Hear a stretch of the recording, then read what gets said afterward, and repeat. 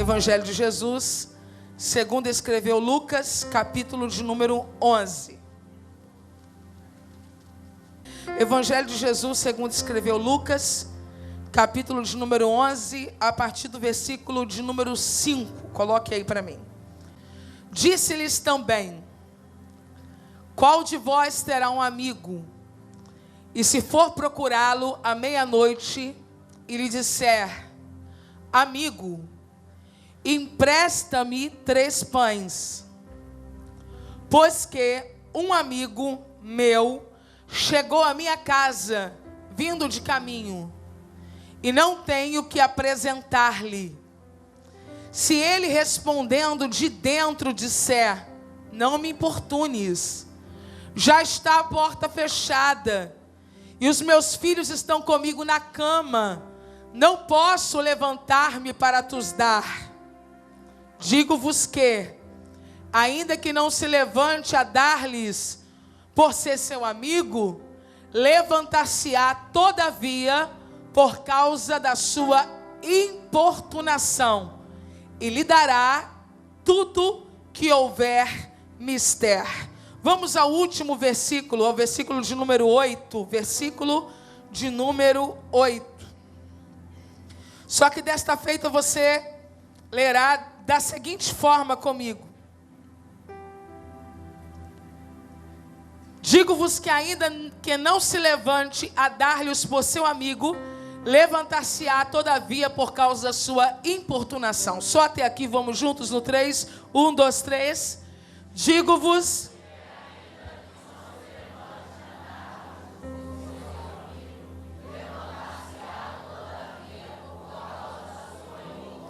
Diga: por causa da sua insistência. Diga: por causa da sua perseverança. Desocupe as suas mãos, segure firme na mão da pessoa que está do seu lado, não deixe ela escapar. Prova para ela que você está vivo, alegre, cheio do Espírito Santo esta noite. Isso. Prenda esse irmão aí. As parábolas de Jesus não eram contadas de forma aleatória. As parábolas de Jesus apareciam como uma ilustração das verdades que Jesus havia decidido pregar numa sessão de mensagens a um público específico. O Evangelho de Jesus, segundo escreveu Lucas, é o Evangelho da oração. E as parábolas de Jesus em Lucas, em sua grande maioria, caminham para traçar verdades importantes acerca da oração. Você vai perceber no capítulo 1, nos primeiros versículos, que Lucas se ocupa a relatar o ensino de Jesus acerca da oração dominical, que alguns de nós conhecemos como a oração do Pai Nosso. Lucas vai retratar esse momento, vai transcrever esta oração e logo em seguida vai encaixar nela uma parábola que Jesus ensinou, que Jesus contou, uma ilustração que vai ajudar a elucidar a importância sobre a perseverança na oração. O que é mais importante em uma parábola? A moral dela. O que é a moral de uma parábola? O que Jesus quis dizer com ela? Uma ilustração, se nós nos apegarmos a detalhes, pequenos detalhes, nós podemos tropeçar e perder a moral da ilustração. Então, sempre que você lê uma parábola em sua casa, olhe para mim, se preocupe com a moral da parábola. 10 virgens, 5 loucas, 5 prudentes. Existem pessoas que ficam preocupadas em esmiuçar a parábola. Mas ao lê-la de forma devocional, a grande preocupação deveria ser o que Jesus quer dizer com isso. Nesta noite, nós vamos colocar a lupa nesta parábola. Por quê? Porque se trata de uma conferência onde nós estamos extraindo as verdades transformadoras da parábola.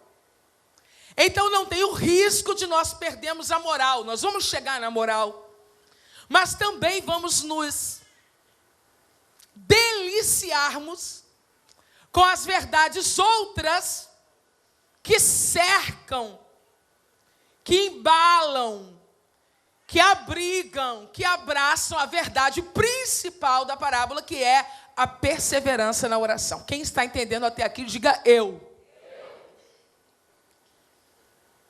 Há um conceito pessoal meu sobre as histórias contadas por Jesus. Esse conceito é meu. Eu penso que boa parte das parábolas contadas por Jesus dê conta de histórias que Jesus tenha vivido, próximo aos lugares por onde ele passou, nos anos que viveu com sua mãe e com seu pai terrenos, cerca de 30 anos. E eu baseio essa minha ideia no fato da Sara ter dito aqui que tem 19 anos e que viveu tão intensamente esses 19 anos que às vezes ela pensa ter 40. Eu vou fazer 40 e vivi tão intensamente esses 40, Sara, que às vezes parece que é 60. E eu vou contando coisas para o Eleomar, histórias, e o Eleomar diz assim: mas como é que você sabe isso tudo sobre a Igreja Assembleia de Deus? Como é que você sabe isso tudo sobre nomes que estão no Nordeste, no Sul, enquanto você está aqui no Rio de Janeiro? Porque eu vivi intensamente a minha infância, a minha adolescência, a minha juventude, e estou vivendo até esse momento de forma intensa. Eu estou falando da Sara e estou falando da Helena. Agora você imagina Jesus. A gama de histórias que Jesus não sabe. A gama de histórias que Jesus não viu ao longo dos seus 33 anos de ministério terreno e ao longo da eternidade. Então, o que não faltam para Jesus são histórias verídicas. O que não faltam para Jesus são histórias reais. E quando Jesus conta uma parábola, a gente vai perceber o quanto ele é detalhista. O quanto ele consegue levar a gente numa viagem. Acredite, eu já fui na casa desse homem, eu já vi a cama desse homem, eu já vi a porta da casa, eu já vi a aldeia que ele morava, porque Jesus tem essa capacidade de contar uma história e nos colocar dentro da história. A moral da parábola: oração perseverante. A palavra-chave: amigo. Diga bem alto: amigo. Jesus começa dizendo: imaginai que um de vós tenha um amigo e que precise recorrer a ele à meia-noite. Jesus está se utilizando de uma história, aonde a pergunta imediata trará negação. Quando Jesus pergunta: vocês são capazes de imaginar isso? A resposta daquele público deveria: não. Porque o fato que Jesus está contando não é um fato muito fácil de acontecer. Um amigo bate na porta de outro amigo e diz: empresta-me 3 pães. Porque um amigo meu acaba de chegar de viagem e nada tenho para lhe oferecer. A epígrafe vai dizer a parábola do amigo importuno. Eu chamaria de a parábola dos 3 amigos. Um é um amigo que recebeu um amigo em casa, mas que de repente não é tão amigo assim. Porque é normal a gente chamar a gente que não é tão amiga assim de amiga ao nos referirmos a elas. Mas ele bate na porta de alguém que ele chama de... E aí tem que ser amigo mesmo. Porque para eu chamar de amigo na ausência pode ser coloquial. Mas para eu chamar de amigo como título de tratamento, isso só acontece se a amizade for verdadeira. Eu vou repetir para você entender. No mundo virtual, então, amigo, amiga, é meu amigo. Quantos amigos você tem? Fulana é minha amiga. Esses dias eu senti até vergonha de mim. Porque ao apresentar-me a uma pessoa, eu disse a ela: temos uma amiga em comum. E eu dei o nome da amiga. Depois eu me lembrei que eu não sei nem onde ela mora. Nós não somos amigas. Nós somos conhecidas. Nós somos colegas. Mas quando eu chamo alguém, por exemplo, numa rede social como o WhatsApp, oi, amiga. Fala, amiga. Amiga, você pode me atender? Dificilmente se trata de algo coloquial. Porque quando eu chamo na face, eu só consigo chamar se isso de fato for um relacionamento de verdade. Eu vou voltar. Chegou um homem na casa dele. E ele chama esse homem de? Pode ser que seja, pode ser que não seja. Mas quando ele sai para bater na porta de alguém meia-noite para pedir socorro, ele diz, amigo. Aí, eu tenho certeza que é amigo. Porque ninguém bateria na porta de alguém meia-noite para tratar por um título que não fosse verdadeiro. Não é uma questão coloquial. É uma questão de verdade. Qual o drama desse homem? Ele está recebendo um amigo em casa. E ele não tem pão para servir para esse amigo. Ele bate na porta de um amigo que tem pão e diz, me empresta 3 pães para eu servir a um amigo que chegou de viagem. Se quiser anotar, anota. Se não quiser, abre o ouvido para não perder. Eu tenho um amigo que vem a mim pensando que eu tenho. Eu tenho um amigo que não tem, mas precisa ter. Eu tenho um amigo que não pode ficar sem só porque eu não tenho. Eu não tenho, mas eu tenho um amigo que tem e mora perto de mim. Eu vou repetir. Eu tenho um amigo que vem a mim pensando que eu tenho.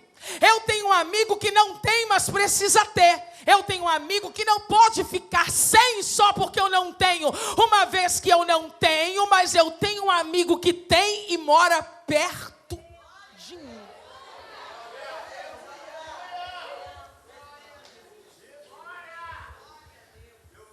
Primeiro, as pessoas estão pensando que você tem. Primeiro, as pessoas estão pensando que você... Primeiro, as pessoas estão pensando que você... Diga para o seu irmão, você tem cara de que tem. Primeiro, as pessoas estão pensando que você... Mas você... Não tem. Só que quem está pensando que você tem não pode ficar sem só porque você não tem. Afinal, você conhece quem tem. Então, embora você não tenha, mas você conhece quem tem, você tem que dar um jeito nessa situação. Você tem que fazer uma mediação entre quem tem e quem precisa. Porque você não tem, mas você sabe quem precisa e quem tem.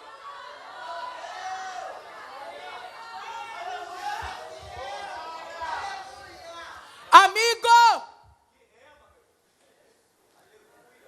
eu preciso de 3 pães. Grite, 3 pães. 3 pães. Por que 3?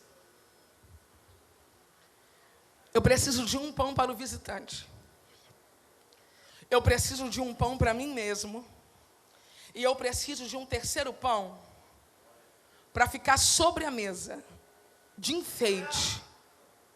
Para não gerar constrangimento na hora em que meu amigo for comer. Porque se tiver só 2 pães, agora eu estou falando de cultura, tá, ok? Não é a aplicação que eu estou fazendo, pessoal minha, não. É cultural. Eu não posso colocar só 2 pães, porque se eu puxo um, o meu amigo fica com pena de comer o outro. Porque ele pensa, eu estou comendo o pouco que essa família tem. Então eu preciso colocar 3 pães para que o meu amigo coma, eu coma e ele fique tranquilo enquanto ele estiver comendo. Ele vai ficar tranquilo enquanto ele estiver comendo, porque ele vai pensar, ele me deu um, mas ele tem. Então eu preciso de 3, porque não é justo colocar a mesa para gerar constrangimento. Eu preciso de 3. Porque não é justo dar ao outro, mas dar ao outro a impressão de que ele me está sendo pesado. Eu preciso colocar 3, porque não é lícito dar revelando o sacrifício que eu estou fazendo para dar. Eu preciso colocar 3, porque em lugar onde há amizade não há espaço para vitimação. E se eu coloco um pão na mesa e racho no meio, eu estou dizendo para ele, olha, eu só tenho isso. Mas se eu coloco 3, eu engulo a minha necessidade, eu camuflo a minha dor, porque quem se assenta à mesa comigo não pode ter a sua tranquilidade roubada pelos dilemas de quem está servindo a mesa. Quando eu decidi alimentar alguém, eu não posso expor a minha dor enquanto eu estou alimentando. Eu tenho que esconder a minha dor para todo mundo comer, sem medo de comer. Olhe para alguém e diga a ele, se você quiser servir pão, aprenda a controlar a sua dor.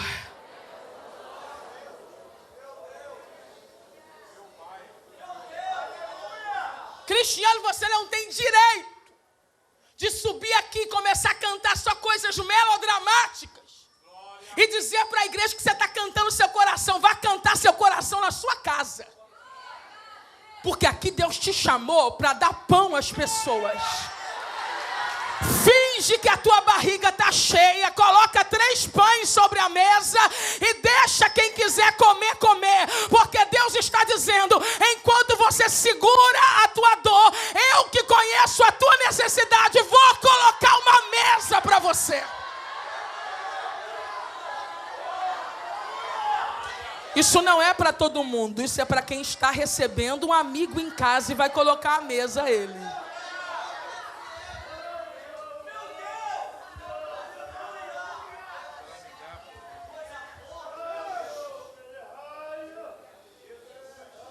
Por que 3 pães? Porque esse pão não é a refeição. Esse pão é o talher, diga isso, esse pão é o talher. Na última refeição do dia, perto da meia-noite, na verdade uma refeição fora de hora, ninguém serve pão. O pão apenas é usado para conduzir a comida à boca. A pessoa vai rasgar o pão, molhar num caldo e levar à boca. Ou vai rasgar o pão, abraçar, enganchar com o pão a carne e trazer a carne à boca. Quando esse indivíduo pede 3 pães, ele está pedindo 3 talheres. Porque o pão por si só não fará a refeição completa. Mas o pão conduzirá a refeição até a boca. O que ele não tem no momento é condições de servir. Porque não se come no Oriente Antigo com garfo. Não se come no Oriente Antigo com colher, nem com faca. O próprio pão vai sendo cortado e esse pão leva a comida até a boca e é mastigado. Ele é parte da refeição, mas ele também é um talher. Esse homem agora está gritando a um amigo, dizendo, me empreste 3 pães, porque eu preciso colocar à mesa, eu preciso servir alguém que pensa que eu tenho, que chegou na minha casa para comer, e eu não tenho sequer o necessário, o principal, o inicial, que é um instrumento que vai conduzir o alimento até ele. Note, ele diz, eu preciso de 3 pães, porque um amigo meu acaba de chegar de viagem. Repita isso bem alto, um amigo meu acaba de chegar de viagem. Agora, olhe para mim e preste atenção no que eu vou lhe dizer. O horário não era comum. Que horas eram? Que horas? Meia-noite. Normalmente, os viajantes viajavam à noite. E chegavam quando? De dia. Se você sair para uma viagem à noite, a tendência é que você chegue de dia. Por causa do sol escaldante, as dificuldades do caminho, as pestilências, era muito comum que o viajante passasse a noite toda viajando e de dia ele chegasse. Por isso que a primeira refeição do dia numa casa, entre os judeus, nos dias de Jesus, era a principal refeição. Possivelmente a refeição servida por Marta e por Maria tenha sido a primeira refeição do dia. Só que à noite, por volta da meia-noite, a pessoa chegar na sua casa dizendo, acabei de chegar, é uma surpresa, porque não é comum receber pessoas nesse horário. Esse homem não tem pão em casa. Diga, esse homem não tem pão em casa. E talvez ele desenvolvesse, olhe para mim, a falsa ideia de que apenas ele iria dormir sem comer. Sabe aquele dia que você não faz janta, porque só você está em casa, e você pensa, não vou fazer janta, porque só tem eu em casa, então eu bebo um café, eu como uma bolacha e eu durmo. E nisso eu não estou fazendo mal a ninguém, eu posso ficar despreocupado, porque se houver algum prejuízo em não jantar, esse prejuízo é só... Se houver algum prejuízo em não comer arroz, feijão, legumes e carnes, esse prejuízo é só... Eu tenho visto pessoas que não têm se alimentado e não têm se ocupado em se alimentar e não têm se ocupado em fazer o alimento e elas acreditam piamente nesta verdade. O prejuízo é só meu. Eu não oro e o prejuízo é só... Eu não congrego e o prejuízo é só... Eu não jejuo e o prejuízo é só... Eu não canto e o prejuízo é só... Eu não frequento reuniões de oração e o prejuízo é só... Mais alto, eu não leio a Bíblia e o prejuízo é só... Agora pergunte a ela, e quando o viajante faminto aparecer na sua casa?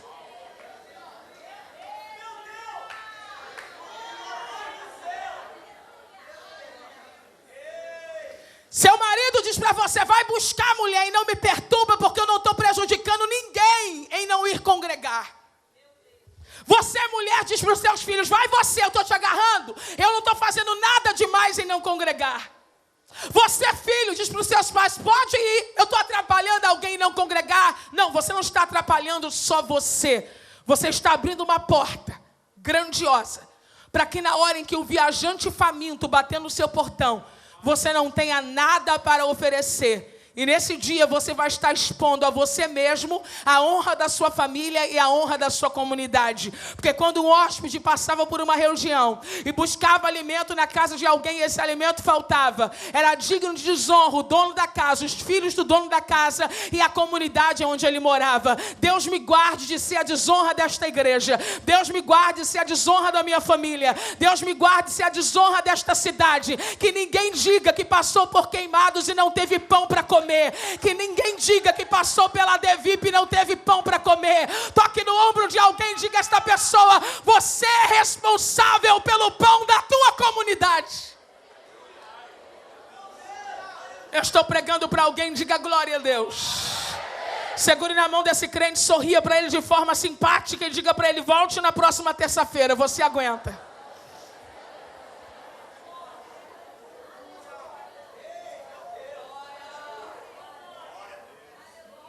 Esse homem diz, eu não tenho nada para oferecer. Diga bem alto isso, não tenho nada para lhe oferecer. Esse homem está na porta de um amigo batendo e dizendo, me empreste 3 pães.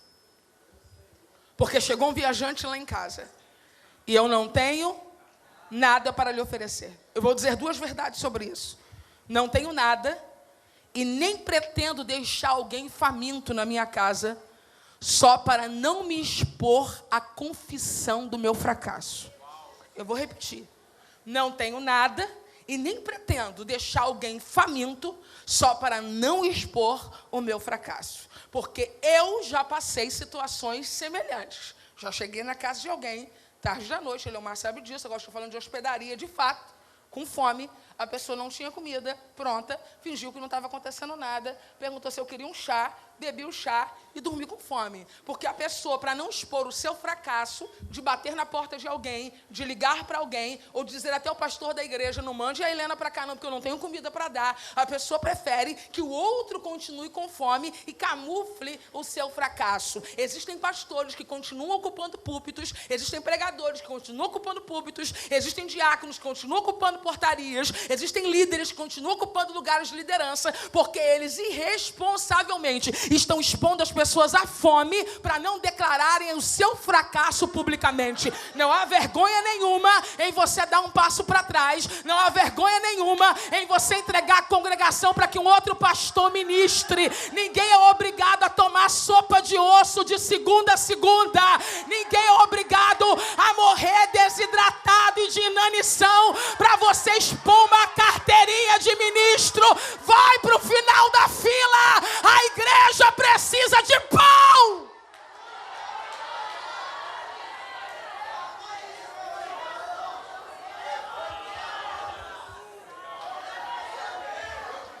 Que dignidade. Segure na mão de alguém e diga: dignidade, meu irmão. Que dignidade desse rapaz. Ele sai de casa meia-noite e diz: eu não tenho.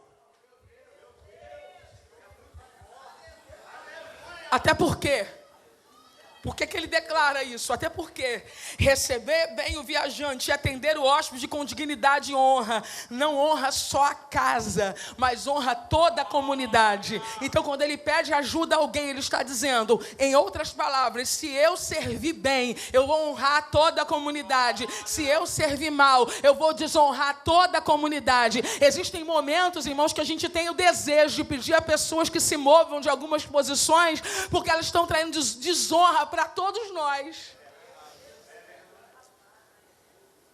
Elas atraem desonra para todos.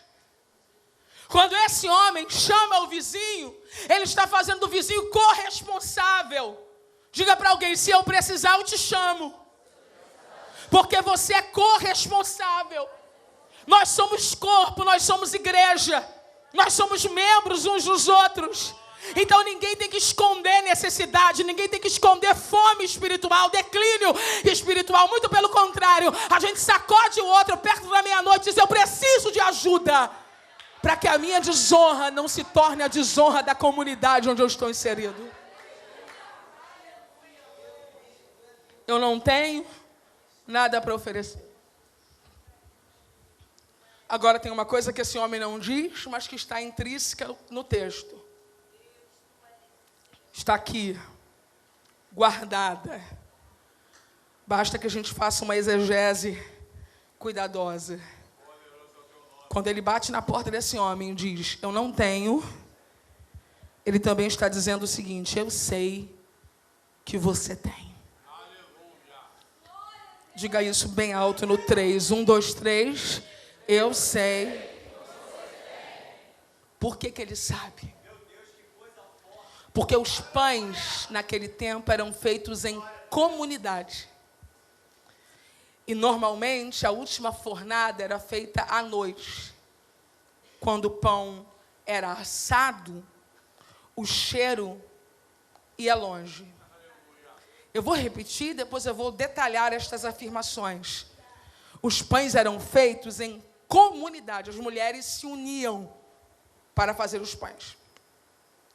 Normalmente, a última fornada era à noite. E quando o pão era assado, o cheiro ia longe. Quem não tem, não precisa esconder. Todos sabem. Quem não tem, não estava nas reuniões onde os pães eram preparados. Quem não tem, não ligou o forno nas últimas horas. Quem não tem cheiro em casa. Pode ter farelo. Pode ter fragmento da última refeição. Aí inventa. Faz bolo de farelo. Pastel de farelo.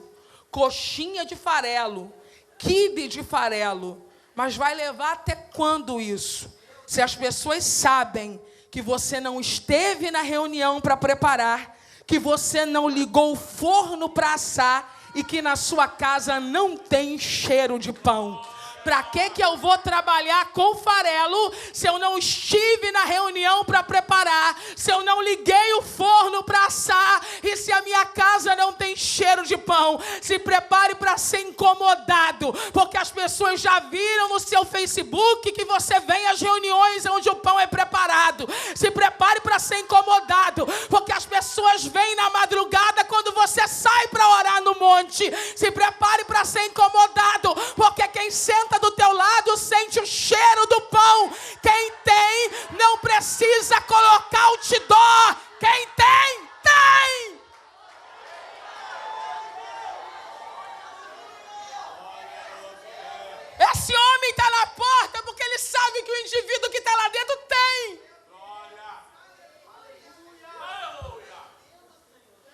Onde estamos, igreja?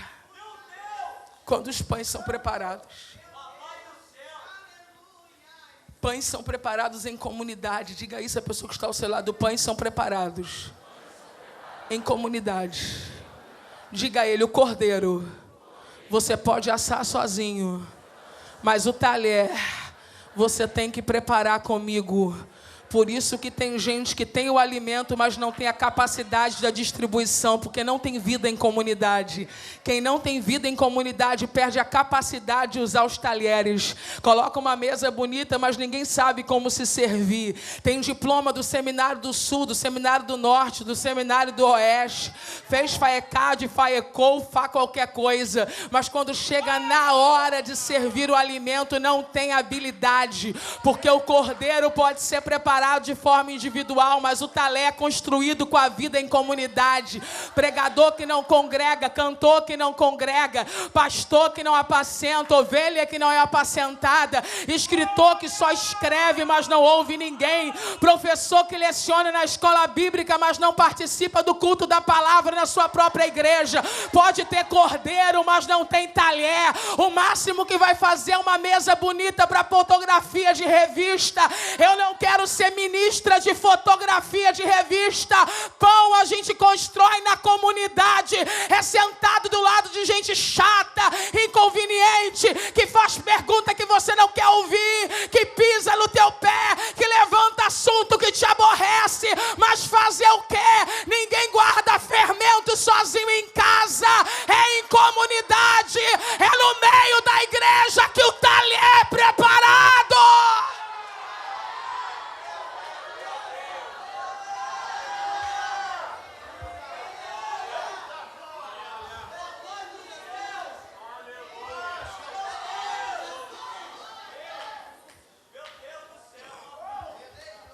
Jesus está trabalhando com uma série de suposições.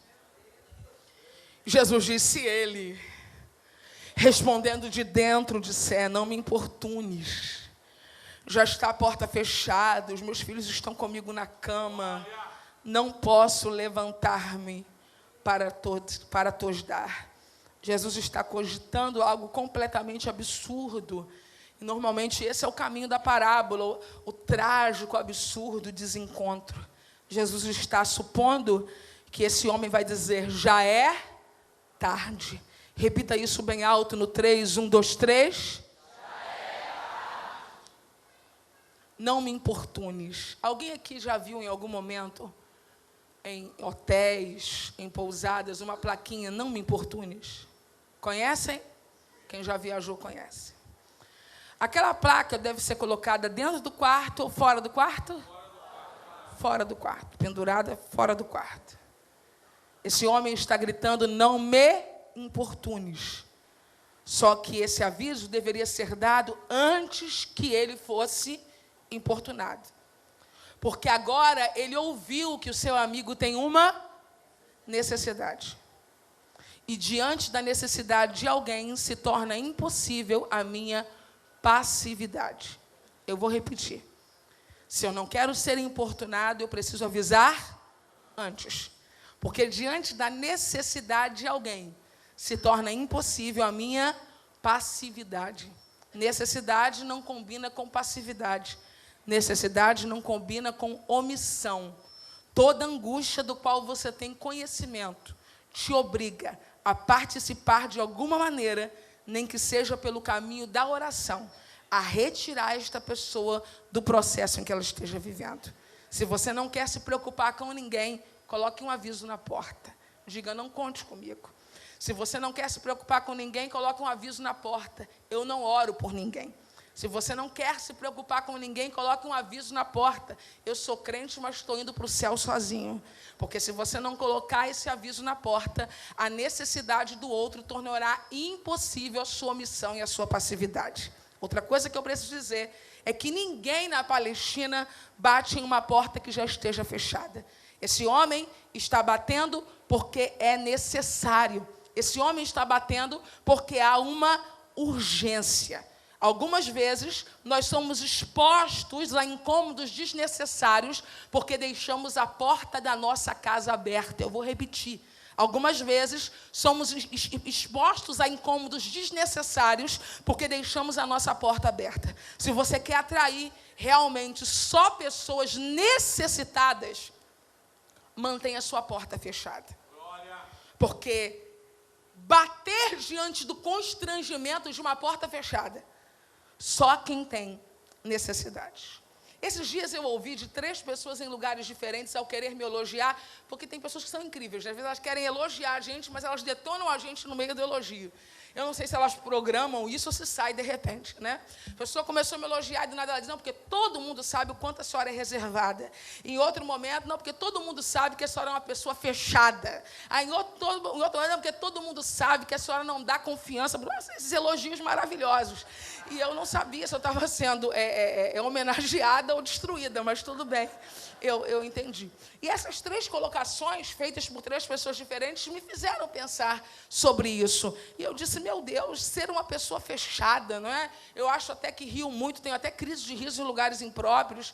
Eu acho que as pessoas, de um modo geral, participam até mais da minha vida pelas redes sociais do que, a princípio, deveriam. Eu acho que respondo até mais pessoas do que deveria, e daí por diante. Mas depois, por fim, eu entendi como um elogio. Porque, de fato, gente, Deus não nos fez para vivermos com a porta da nossa casa aberta. Se quando ser fechado, ser reservado, soar como alguém que sabe impor limites, talvez isso não seja motivo para você se sentir mal, seja motivo para você se sentir bem.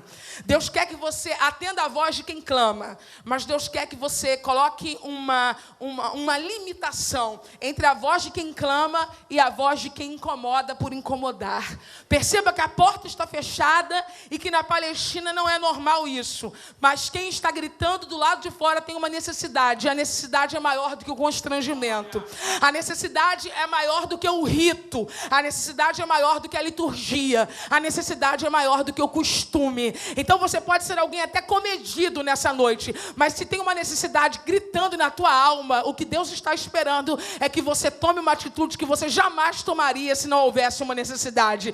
Se você está com uma dor no teu peito, o que Deus está esperando é que você bata de um jeito que você jamais bateria se essa dor não estivesse aí. E é por isso que esse homem chega na porta e grita. Mas quando ele grita, ele encontra, no 3, diga após mim, uma família indisposta a servir. Vamos lá? 1, 2, 3. Uma família. Vamos juntos? No 3. 1, 2, 3. Uma família indisposta a servir. Ele bate e diz, amigo, me traga 3 pães. Me empreste, porque chegou alguém na minha casa e eu preciso servi-lo e eu não tenho. Do lado de dentro, uma voz diz assim, preste atenção. Não me importunes. A minha porta já está fechada. Os meus filhos já estão comigo na cama. E eu não posso levantar para te dar. O texto indica uma casa de 1 cômodo. Quantos cômodos? Onde qualquer movimento pode atingir o outro. E é assim mesmo que deve ser uma casa, onde há pães. A casa dos chamados dispenseiros. Eu gostaria que só os homens, chefes de família, levantassem as mãos, porque eu quero entregar uma palavra para vocês. Deus vai te dar um ministério que vai sacudir todos que moram dentro da sua casa. Eu quero que só as mulheres que espiritualmente estão representando suas casas, levante a mão agora. As mulheres. Deus vai te dar um ministério que vai sacudir toda a tua casa. Eu quero que só os jovens que estão sozinhos aqui esta noite, levante a mão. Deus vai te dar um ministério que vai sacudir toda a tua casa. Esse homem está dizendo, aqui tem um cômodo, e quando um levanta, mexe com todo mundo que está deitado. Aí eu olhei para o céu e disse, Espírito Santo, quero que o Senhor faça isso aqui em casa, que toda vez que eu levante, eu incomode o Eleomar deitado, que toda vez que o Eleomar levante, ele me incomode deitado, e que seja impossível que alguém leve o ministério aqui, sem que Deus comece a sacudir todo mundo que mora dentro da tua casa. Você não entendeu? Toca no ombro da pessoa que está do teu lado e diga para ela, Deus vai fazer um negócio diferente na tua casa. Rebanda subnácia. Chega de orar sozinho, chega de cantar sozinho, chega de servir sozinho, chega de buscar sozinho. A casa só tinha um cômodo e todos eles deitavam na mesma cama. Para um levantar, tinha que mexer com todos. É isso que o Espírito Santo quer. Levanta um e mexe com a família inteira.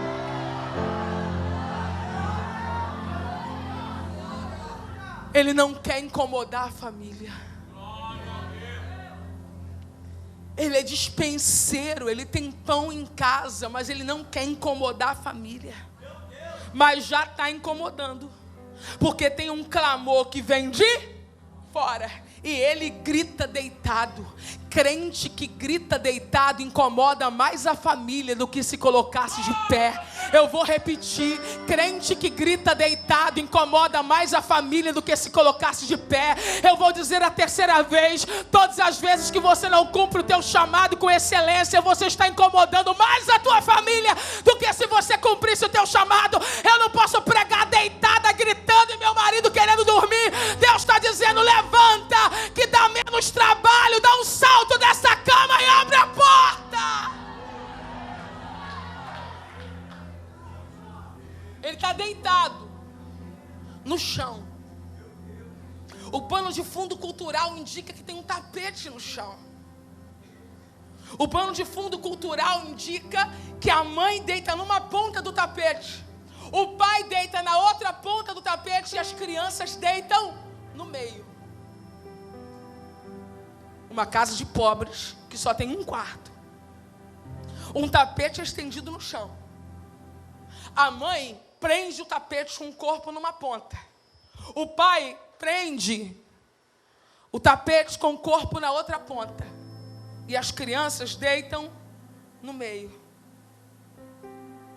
O peso do corpo não deixa o tapete correr. Esse pai não quer levantar porque ele não quer mexer na comodidade da família. Essa pessoa não quer levantar porque ela não quer incomodar quem está sobre o tapete que ela segura. Eu escrevi em caixa alta para eu não esquecer. Uma hora na vida a gente decide se quer ser peso de tapete ou servidor de pão. Eu vou repetir. Uma hora na vida, a gente vai ter que decidir se vai continuar segurando o tapete com o corpo ou se vai levantar para servir pão. Helena, você está sendo cruel. É para deixar as crianças no frio? Não, não. Um tijolo segura. Um sofá segura. Um balde segura. 3 quilos de arroz seguram. 1 quilo de sal segura. Você tem se ocupado com coisas que até um pedaço de madeira pode fazer. E coisas que só você pode fazer estão sendo dispensadas. Eu vou repetir. Você está se ocupando com coisas que qualquer um pode fazer. E o que só você pode fazer, está sendo dispensado. Eu vou dizer a terceira vez. O tempo que você passa mimando gente que não quer levantar do tapete. Tem clamor vindo da rua dizendo: eu preciso de pão para não morrer. Pegue na mão de alguém, estou cheia do poder do Espírito Santo para pregar esta noite. Diga para ele: você não foi feito para segurar tapete, vai servir pão.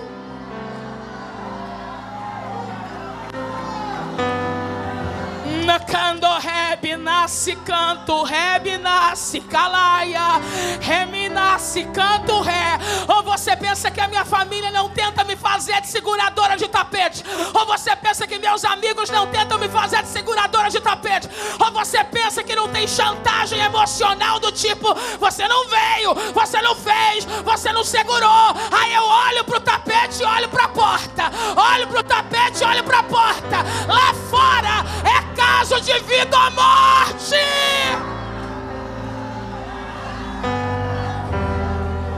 Agarre na mão dessa pessoa, comece a concluir, diga a ela: tem alguém precisando de você.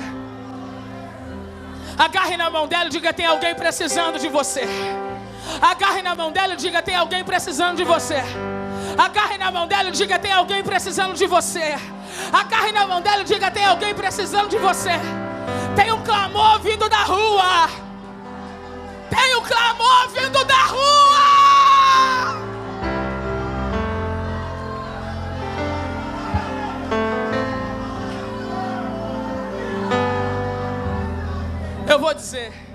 Eu vou dizer porque foi o Espírito Santo que me disse. Passe pelo crivo da Bíblia. Se o que eu falar aqui, a Bíblia condenar, você joga no lixo. Porque isso eu não li em lugar nenhum. O Espírito Santo falou comigo hoje, no meu escritório. Ou você sustenta a comodidade de quem só quer dormir, ou você socorre quem está gritando precisando comer. Deus me disse isso. Ou você continua sustentando a comodidade de quem só quer dormir, ou você vai socorrer quem está gritando porque precisa comer. Eu tenho que tomar uma decisão. Tem gente aqui que precisa tomar uma decisão. Você está amarrado em coisas que não são para você, que nunca foram para você. E o Espírito Santo está dizendo: desata, desata, desata. Porque tem gente lá fora gritando, dizendo: eu preciso comer. A pior desculpa: não posso me levantar. O que ele disse? Mais alto um pouquinho. 1, 2, 3. Ele não deveria ter dito isso. Ele deveria dizer: não quero. Não quero seria mais digno. Alguns verbos foram transformados em sinônimo pela nossa covardia em tomada de decisões. Alguns verbos foram transformados em sinônimo por causa da nossa covardia em tomadas de decisões. Boa parte das coisas que falamos que não podemos, nós não queremos. Esse homem diz: eu não posso, quando na verdade a resposta é: não quero. Estou deitado, estou segurando o tapete, minha mulher já deitou, meus filhos deitaram, a porta fechada, já coloquei um travessão, era usual, um travessão atrás da porta. Eu não quero, eu não estou com vontade. Mas ele diz: eu não posso. Aí Jesus conclui dizendo assim: digo-vos que ainda que ele não se levante por ser seu amigo, ele vai levantar por causa da importunação, e ele vai dar tudo o que for necessário. Não se decepcione com alguns amigos. Não fique frustrado porque eles poderiam fazer coisas por você e não fazem. Sabe qual é a máxima que Jesus está dando nessa parábola? O que a amizade não faz, a perseverança alcança por si só. Eu vou repetir.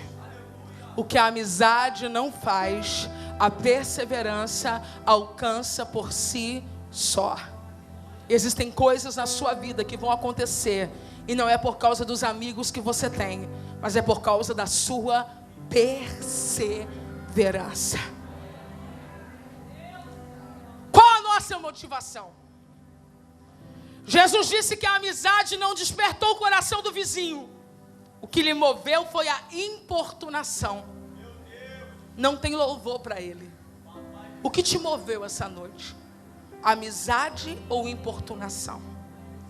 Você veio porque você tem prazer na amizade, ou porque você foi importunado e sabe que seria importunado se não viesse? O amigo que levanta diz agora: vou dar tudo o que precisar. Ele está ciente que só talheres não fazem uma refeição. O amigo precisa de muito mais. Se você não puder escrever, guarda aqui. Se um amigo rabugento atende alguém por causa da insistência, o que não fará um Deus amoroso diante da oração perseverante? Eu vou repetir mais uma vez. Se um amigo rabugento atende alguém por causa da insistência, o que não fará um Deus amoroso diante da oração perseverante? Deus é diferente. Deus é diferente. Deus é diferente. Deus é diferente. Deus é diferente. Pedi e dar-se-vos-á. Buscai e achareis. Batei e abrir-se-vos-á. Porque qualquer que pede recebe, quem busca acha, quem bate abrir-se-lhe-á.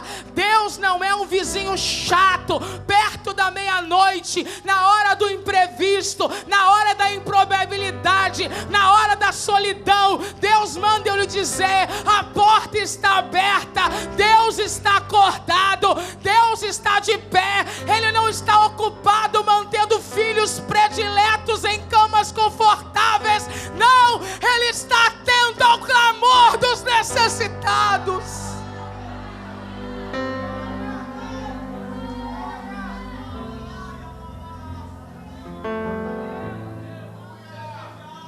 Qual pai dentre vós que, se o filho lhe pedir pão, lhe dará uma pedra? O formato é parecido, mas a textura é diferente. Qual pai que, se o filho lhe pedir um ovo, lhe dará um escorpião? Qual pai que, se o filho lhe pedir peixe, lhe dará uma serpente? Peixe e serpente, maciez idêntica, mas caráter diferentíssimo. Deus não te dará coisas que apenas têm uma aparência, mas que têm um caráter deturpado. Qual pai que, quando o filho lhe pedir um ovo, lhe dará um escorpião? Guardado na casca, eles são parecidos, mas quando a casca é quebrada, eles são expostos. Eu não sei se você sabe, mas escorpiões algumas vezes nascem através de ovos. Só que um ovo de um frango, de uma galinha, quando rompido, tem um alimento. O ovo de um escorpião, quando rompido, tem veneno. Ore sem medo, porque Deus não vai deixar você ser enganado pelas cascas. Ore sem medo, porque Deus não vai te deixar ser enganado pela aparência. Ore sem medo, porque ninguém vai te dar pedra, escorpião, nem serpente. Deus está dizendo: eu vou te dar pão, eu vou te dar ovo, eu vou te dar peixe. Se vocês, sendo maus, sabem dar boas dádivas aos vossos filhos, quanto mais dará o Pai Celestial, o Espírito Santo, àqueles que lhe pedirem. Para quem? Para os filhos. Qual o presente? O Espírito Santo. Como receber? Pedindo. Olhe para mim. Que parábola é essa, gente? Da oração perseverante pelo Espírito Santo. Antes de você orar insistentemente, levante as suas duas mãos, vem para cá, Cristiano. Por um carro. Antes de você orar insistentemente por uma casa. Antes de você orar insistentemente por um casamento. Antes de você orar insistentemente por um filho, comece a orar agora, pedindo a presença do Espírito Santo. pedindo a presença do Espírito Santo. Eu vou repetir: a porta está aberta. Glória a Deus. Eu vou repetir: a porta está aberta. Eu vou repetir: Deus está acordado.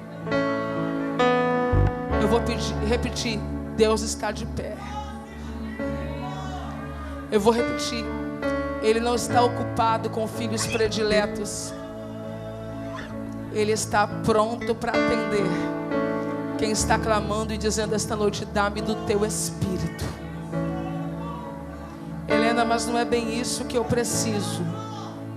Com o Espírito Santo você tem tudo.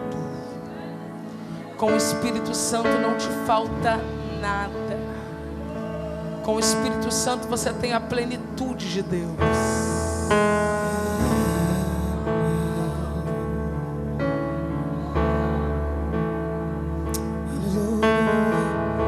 Seguro estou nos braços daquele que nunca me deixou.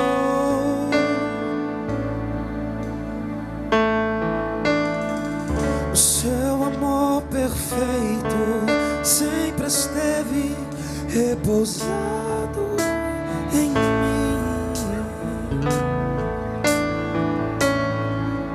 Se eu passar pelo vale, acharei conforto em teu amor, pois eu sei que és aquele que me guarda.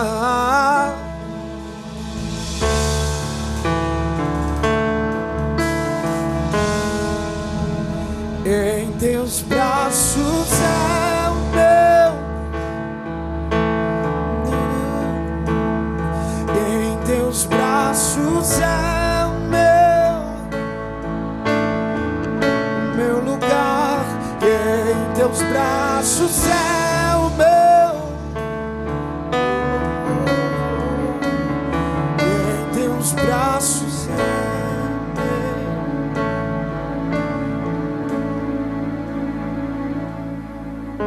O que você pretende fazer esta noite? Apresentar desculpas ou se reposicionar?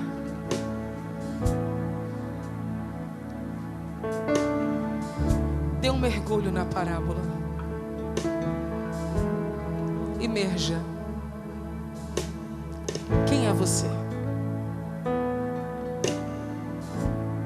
Alguém que as pessoas ainda procuram porque pensam que tem, mas você está se sentindo vazio. Você sabe onde tem. Não dá para viver vida de aparência. Se você está precisando se reposicionar no reino de Deus, está afastado, deixou de congregar, não tem lido a palavra. Você vê a necessidade das pessoas, mas você não tem. Mas você sabe onde tem. Você pensou que a sua ausência só ia prejudicar você, mas agora você percebe que há prejuízo na sua família, na sua comunidade, no lugar onde você trabalha. A ausência do Espírito na sua vida está provocando fome em torno de você também. Sai do teu lugar agora e vem para cá, porque eu quero orar por você. A igreja de pé. Sai do teu lugar agora. seguro estou nos braços daquele que nunca me deixou.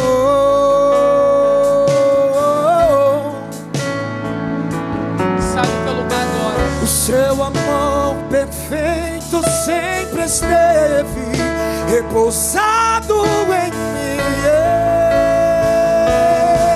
Vamos abrir espaço aqui.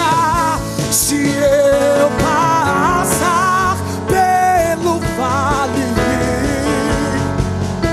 eu acharei conforto em teu amor,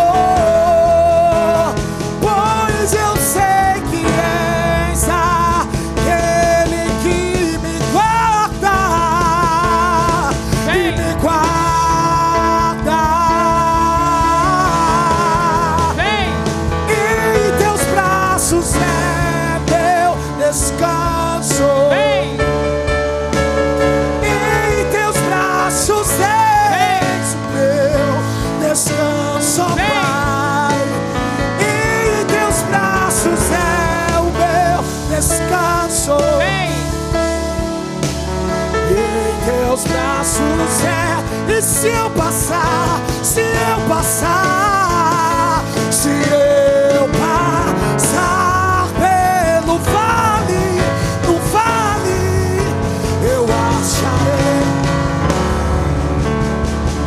Levanta a mão, levanta a mão. E pois eu sei que em ti eu posso confiar, pois eu sei que em ti eu posso descansar, Pai.